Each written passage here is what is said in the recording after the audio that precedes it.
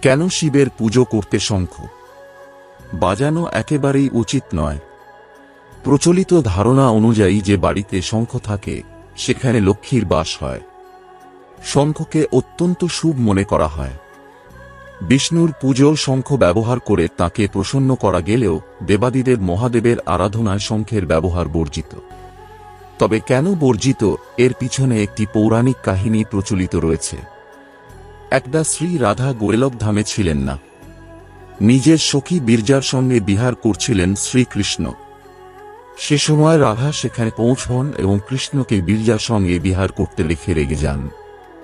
ক্রোধবশত রাধিকা বিরজার উদ্দেশ্যে এমন কিছু শব্দ ব্যবহার করেন যা শুনে বিরজা লজ্জিত হয়ে পড়েন।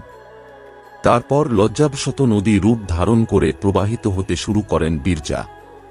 রাধার নিষ্ঠুর শব্দ শুনে কৃষ্ণের বন্ধু সুদামাও কষ্ট পান। ক্ষোভে তিনি এক রাধার সঙ্গে উচ্চস্বরে কথা বলেন। সুদামার এহেন আচরণে ক্ষুব্ধ রাধা তাঁকে দানবরূপে জন্মগ্রহণ করার অভিশাপ দিয়ে বসেন।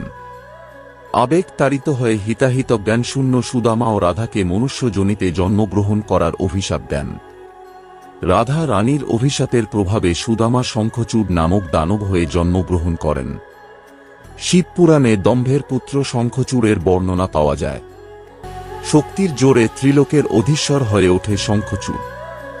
তারপরই শুরু হয় সমস্ত সাধুসন্তদের ওপর তাঁর অকথ্য অত্যাচার।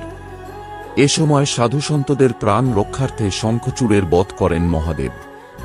তার হাত দিয়েই শঙ্খ তৈরি করেন বিষ্ণু। এ কারণে বিষ্ণু ও অন্যান্য দেবী দেবতাদের শঙ্খ দিয়ে জল দেওয়া হলেও শিব পুজোয় শঙ্খের ব্যবহার নিষিদ্ধ।